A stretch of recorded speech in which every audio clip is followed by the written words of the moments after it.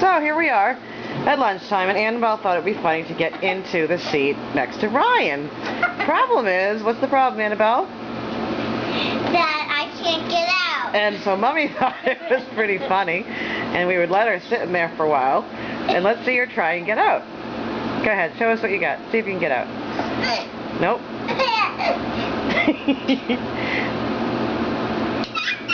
You can't climb out. I know. Can you get the tray off? No, don't break it.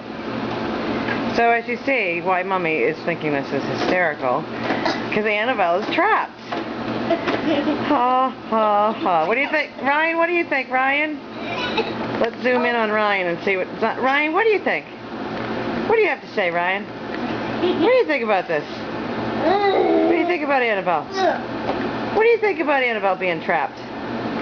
You think it's funny?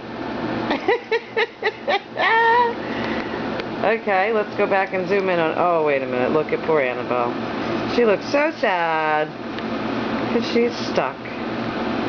So, what's the lesson that we learned here? Never go on a baby chair and put the tray on. Okay, say it again. Never go on a baby chair and put the tray on. Because you might get...